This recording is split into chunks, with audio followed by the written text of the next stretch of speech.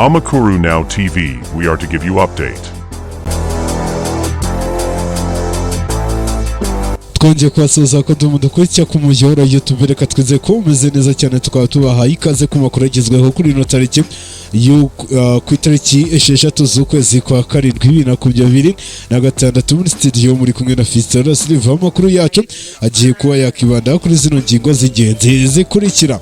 Muri aya makuru turaza kubagezaho ibintu bitanu abagore bakora neza kurenza abagabo, we nuze kuba wajya kure ubashe kuba wamenya byinshi atwaguteguriye kuri iyi nkuru. Kandi muri aya makuru kandi turaza kuba twababwira ko ukekwa wa mbere ku rupfu rw'umugore yamaze gutabwa muri yombi, aho rero ino nkuru turaza kubagezaho ari inkuru ishingiye ku murambo w'umugore wasanzwe mu mazi yapfuye, aho rero turaza kuba twagira byinshi atugaruka kuri iyi nkuru, we nuze kuba wajya kure.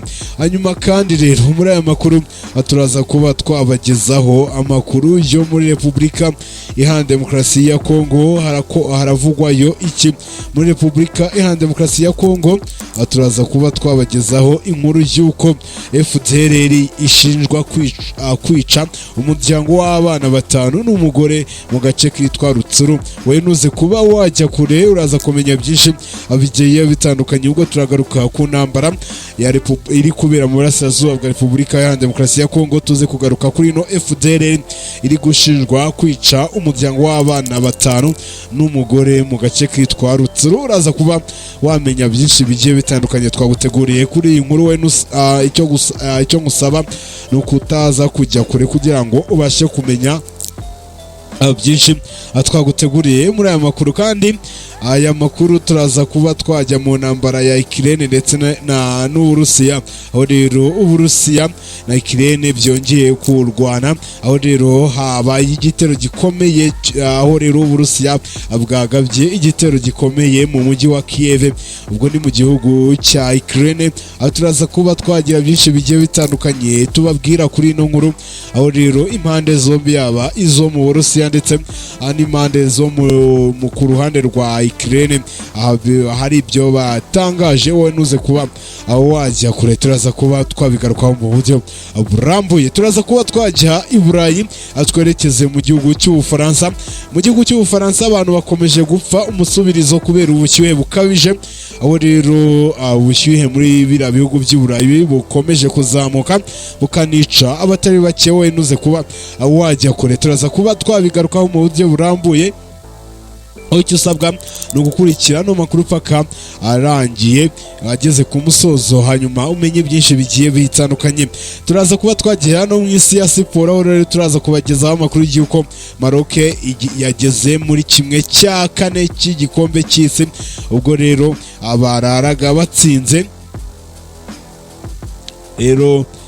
bararaga batsinze umukino bari bafite, dore ko rero bakuyemo ikipe ya Canada ku bitego 3-0.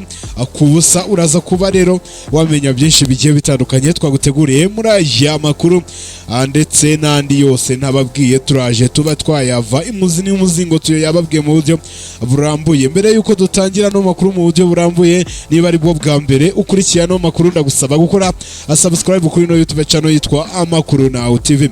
Hanyuma ikindi wibuke gukora share na like na comment, cyane cyane ukanda share ni byiza, no ukanda like kuri buri video yose imaze kugera kuri no YouTube channel yitwa Amakuru Now TV. Hanyuma ukande na subscribe ukire no kunzogera kugira ngo ujye ubasha kubona video zacu zose twamaze gushyira ku muyoboro wa YouTube, ibintu birushaho kugenda neza cyane. We nuze kuba waba wacikanwa na video iyo ariyo yose. Hanyuma rero mukomeze munakurikire n'ibindi biganiro twamaze gushyira kuri no muyoboro wa YouTube witwa Amakuru Now TV. Amakuru yacu rero tugiye kuba twayahera kuri ino nkuru. Ni inkuru rero igendanye n'ubuzima busanzwe, aho rero tugiye kuba twagaruka ku bintu bitanu abagore bakora neza kurusha abagabo, aho rero kuva kera ku isi habayeho ibitekerezo bivuga ko abagore badafite ubushobozi bungana n'ubw'abagabo, ariko ubushakashatsi bwinshi bwerekana ko hari ibintu byinshi abagore bashobora gukora neza kurusha abagabo. Abagore rero bakunze gufatwa nk'abahanga mu byo bakora, rero harimo ibyo bakora byinshi cyane icyarimwe kurusha abagabo, ndetse bakabarusha no kwihangana. Uretse ubuhanga bwavuzwe haruguru, abagore ni abahanga mu gukemura ibibazo, gutegura, kwita ku bandi bantu n'ibindi byinshi bigiye bitandukanye. Ikintu cya mbere rero, hari imirimo myinshi rero hari ikintu cyitwa gukora imirimo myinshi icyarimwe. Abagore rero bino bintu barabizi cyane.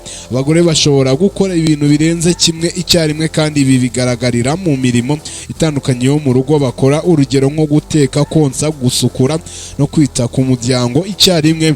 Hanyuma rero ikindi wamenya nuko abagore ari abanyeshuri beza, ubwo ni mu gihe cyo kwiga bazi gufata vuba ibyo babigishije ugereranyije n'abagabo cyangwa se n'abasaza babo baba bigana mu ishuri. Ubushakashatsi bwagaragaje ko mu kwiga abagore bazi gukora ibintu byinshi icyarimwe, kandi bafite ubushobozi bwo kwibuka neza igihe kirekire kurusha abagabo. Ibi bituma bibuka amakuru menshi no kubika amakuru igihe kirekire. Ibi biterwa n'uko abagore bafite grey matter nini mu bwonko bwabo kurusha abagabo.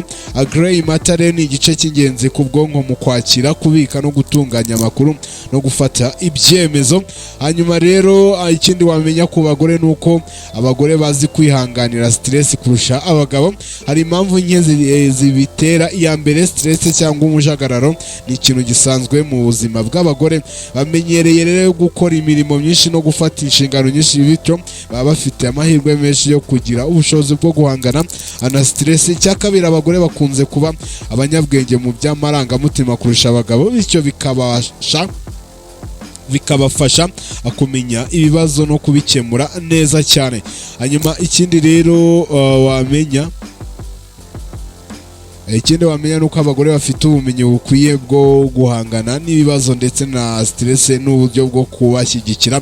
Bashobora guhangana n'ibibazo mu buryo bunoze cyangwa se bunogeye. Hanyuma rero tuvuye kuri ino nkuru, reka tuhite tujya kuri ino nkuru, akaba ari inkuru natangiye mu ngingo z'ingenzi mbabwira, aho rero ukekwaho wa mbere ku rupfu rw'umugore rero amaze gutabwa muri yombi. Ukekwa wa mbere ku rupfu rw'umugore, aho rero umurambo we wasanzwe mu mazi yafashwe. Rero umugabo wo mu karere ka Nyanza yatawe muri yombi akekwaho kwica umugore we, aho umurambo wa nyakwigendera wasanzwe mu mazi y'urugomero ruri mu murenge rwa Bicuma ku itariki 3 Nyakanga 2026 ku rugomero rw'amazi ku ruhande ruherereye mu mudugudu wa Nyabubare mu kagari ka Mushirarungu mu murenge wa Rwabicuma mu karere ka Nyanza. Ubwo ni mu ntara y'Amajyepfo habonetse umurambo w'umugore witwa Ingeneye Rusi uri mu kigero cy'imyaka 31 w'amavuko. Uyu mugore yabanaga n'umugabo we batarasezeranye imbere y'amategeko. Rero aho umugabo babanaga we yari mu kigero cy'imyaka 44 y'amavuko, aho bari bamaze kubyarana abana batatu bose.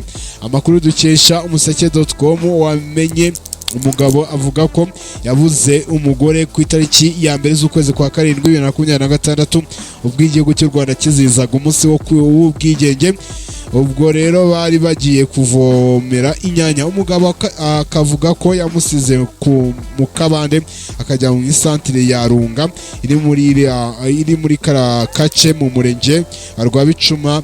Rero aho yari agiye gucaginga telefone ngo atashya buri umugore we ariryamira n'abana be. Bukeye rero ku itariki 2 z'ukwezi kwa 7 2026 nibwo yagiye kwa Mutwara Sibo kumubwira ko yabuze umugore we, maze ku munsi wo ku itariki ku itariki 3 z'ukwezi kwa 7 2026 bagiye kureba ku kiyaga bamubona ku nkombe y'amazi yapfuye. Amakuru atangwa n'abaturage avuga ko uriya mugabo asanganwe amakimbirane n'umugore we ashingiye ku gucana inyuma kw'abashakanye. Hanyuma rero umwe mu bayobozi mu nzego z'ibanze bw'ikinyamakuru Umuseke ko umurambo wa nyakwigendera wajyanwe ku bitaro bya Nyanza kugira ngo ukorwe isuzumwa, mu gihe rero umugabo n'undi muturanyi bakekwaho kwica nyakwigendera bakamujugunya mu mazi bajyanwe kuri sitasiyo ya polisi ya Busasamana iherereye mu karere ka Nyanza mu gihe iperereza ryo rigikomeza. hanyuma rero tuvuye muri aya makuru avugwa mu karere ka Nyanza, reka tuhite twirukanka mu gihugu cy'abaturanyi cy'u Rwanda aricyo Repubulika ya Demokarasi ya Kongo mu burasirazuba bwaho. Amakuru aturukayo ni ayahe? Nuko rero intambara ikomeje mu burasirazuba bwa Repubulika ya Demokarasi ya Kongo, aho rero FDL ishinjwa kwica umuryango w'abana 5 n'umugore mu gace kitwa Rutsuru. Hanyuma rero ihuriro rya FCM 23 ryatangaje ko abantu 6 bo mu muryango umwe barimo umugore n'abana 5 bishwe mu gitero rivuga ko cyagabwe n'umutwe wa FDL muri teritwari ya Rutsuru mu ntara ya Kivu y'Amajyaruguru. Rero nk'uko byatangajwe n'umuvugizi wa M23 AFCM 23 akamwita Lawrence Kanyuka, icyo gitero cyabaye mu ijoro ryo ku itariki 2 Nyakanga 2026 kibera mu gace kitwa Kabizo Butare gaherereye muri sheferi ya Bwito. Avuga ko abishwe ari abo mu muryango w'ubuyobozi wo mu nzego z'ibanze uzwi nka Rugamba. Abo bivuga ko bahasize ubuzima ni Tuwombe Maniragaba wari umugore wa Rugamba hamwe n'abana babo 5 aribo Sifiwe Rugamba, Dorike Rugamba, Emery Rugamba, Mariam Rugamba na Divine Rugamba. Hanyuma rero tuvuye kuri no nkuru yo iri kuvugwa muri Repubulika Iharanira Demokarasi ya Kongo, reka tuhite tujya mu gihugu cy'Ubufaransa. Ubwo ngubwo ni ku mugabane w'i Burayi ahaturuka y'inkuru y'ubushyuhe, aho rero bino bihugu by'i Burayi biri guhangana n'ikibazo gikomeye cy'ubushyuhe bukabije, aho rero Ubufaransa abantu bakomeje gupfa umusubirizo kubera ubushyuhe bukabije. Ubufaransa bwatangaje ko mu cyumweru cya nyuma cya Kamena hamaze kubarurwa abantu rero hamaze kubarurwa umubare w'abantu 20 bapfuye bigizwemo uruhare n'ibirimo n'ubushyuhe bukabije. Imibare ikagaragaza ko impfu ziyongeyeho 30%. Ubufaransa bwatangaje ko Minisitiri w'ubuzima w'Ubufaransa bamwita Stéphanie Liste yavuze ko hagaragaye ukwiyongera gukabije k'ubushyuhe ibyateje impfu cyane ku bantu bafite hejuru y'imyaka 45 y'amavuko. Abahanga mu by'iteganyagihe bavuga ko ubushyuhe bukabije bushobora gukomeza kwiyongera mu minsi iri imbere mu bihugu biri ku mugabane w'i Burayi, ibintu bishyira ubuzima bw'abantu mu kaga cyane abageze mu izabukuru. Ku itariki 24 Kamena 2026 Ubufaransa bwagize ubushyuhe bukabije mu mateka yabwo, aho nk'i Paris hagaragaye ubushyuhe buri ku kigero cya 41 degrees Celsius. Rero ni mu mujyi wa Paris no mu bindi bice bikagaragara ko ubushyuhe bwarenze ubusanzwe. Kuva ku itariki 2 Nyakanga 2026 Minisitiri w'Intebe w'Ubufaransa mwita Sébastien Lecornu yatangaje ko kuva impeshyi yatangira hamaze kugaragara inkongi 7,000 zibasira amashyamba muri kiriya gihugu cy'Ubufaransa. Hanyuma rero tuvuye kuri ra nkuru yo mu Bufaransa, reka tuhite tujya mu gihugu cya Ukraine. Ubwo ni ku ntambara y'igihugu cya Ukraine ndetse n'igihugu cy'Uburusiya. Igitero gikomeye Uburusiya bwagabye kuri Ukraine kimaze guhitana abatari bakeya mu mujyi wa Kiev. Igitero gikomeye cy'Uburusiya cya misile na drone kibasiye Kiev cyahitanye abantu benshi. Ingabo z'Uburusiya zagabye igitero gikomeye cyifashishije drone na misile ku murwa mukuru wa Kiev muri Ukraine mu ijoro rero rishyira ryaciyeho, aho nibura abantu 10 nk'uko byatangajwe bamaze guhitanwa n'ibyo bitero. Aho rero abayobozi bakomeje gutangaza ko umubare w'abahitanwe na bira bitero Uburusiya bwagabye kuri Ukraine bishobora kuba byakiyongera bakagera no kuri 13. Ibi rero byabaye nyuma y'amasaha make Perezida wa Ukraine bamwita Volodymyr Zelensky aburiye ko Uburusiya buri gutegura igitero gikomeye cyane ku gihugu cye cya Ukraine. Tamotekyo ukuriye ubutasi bwa gisirikare buriho i Kiev yavuze ko umubare munini w'abishwe ndetse n'abakomerekejwe n'ibi bitero ari abana mu magambo ye yagize ati umwanzi yongeye kwibasira ku bushake ahatuwe n'abaturage kandi akomeje kwica abasivile.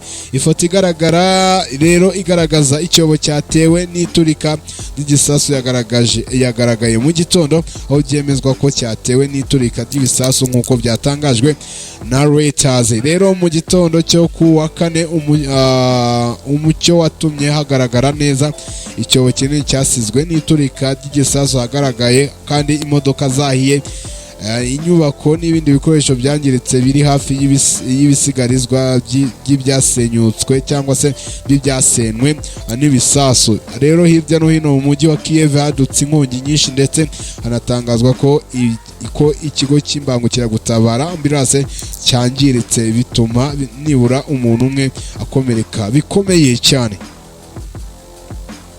Rero iki ni igitero cya mbere gikomeye Urusiya bugabye kuri Ukraine gikoresheje misile na drone mu gihe kirenga ibyumweru bibiri byari bishize.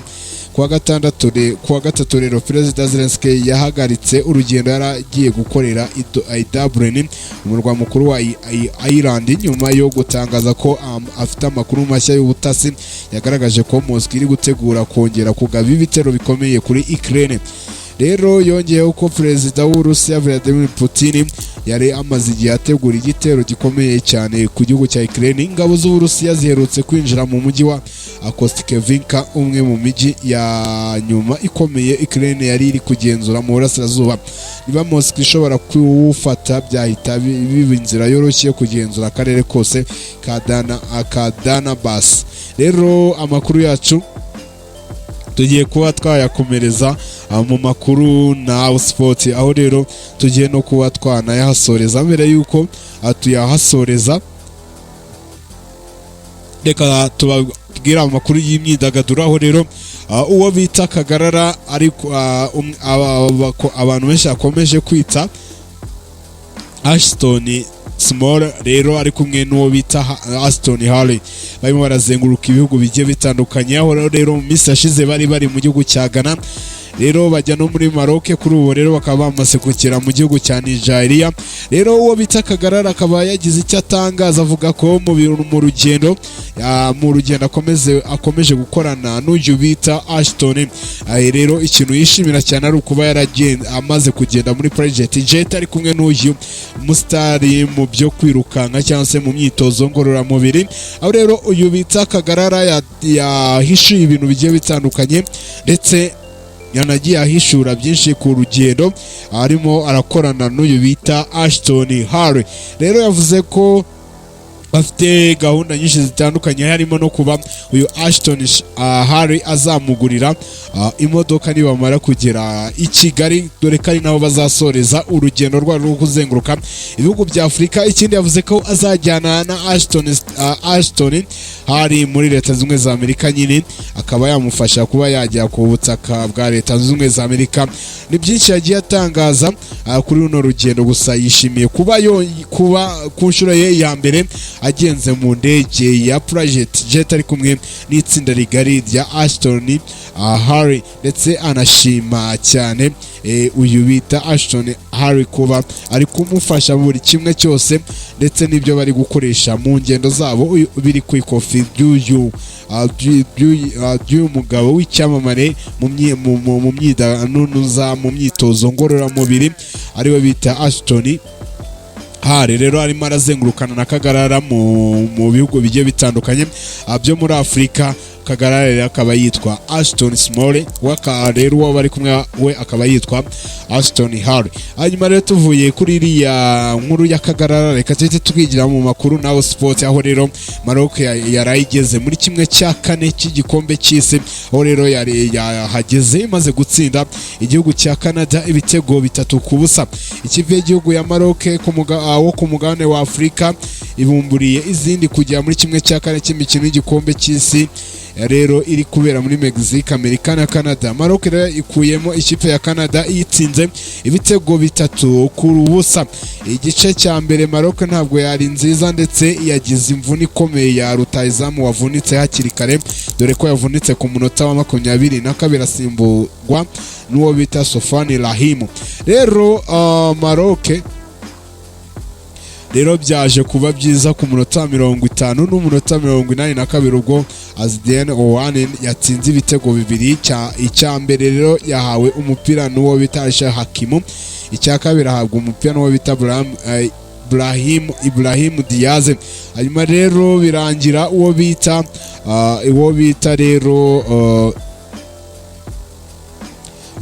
rero Sofiane Rahim rero atsinzaga igitego cy'agashunguracumu ku munota w'inyongera, aho bari bamaze gukina iminota 90 babongeyeho iminota 8 y'inyongera. Rero Maroc itegereje kumenya uko bizagenda nyuma rero yo gukatisha itike, aho rero rero Maroc uyu mukino wa Maroc na Canada byarangiye rero Canada itsinzwe na Maroc ibitego rero 3-0.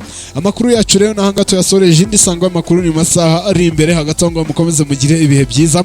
Reka mfate umwanya nshimire wowe watangiranye natwe kugeza tuyagejeje ku musozo.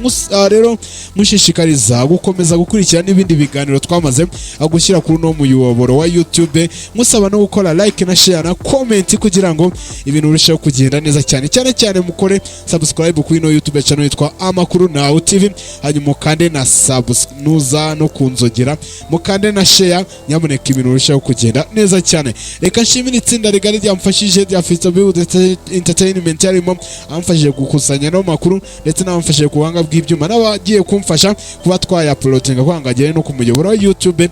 Bose bakomeze bagire ibihe byiza. Njye muri studio mwaye muri kumwe na Fisa da Silva, mukomeze muhahe muronke, Imana ikomeze ibashyigikiye mu byo mukora byose.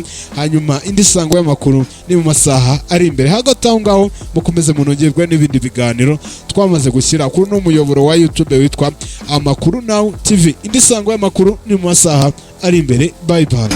Amakuru Now TV, we are to give you update.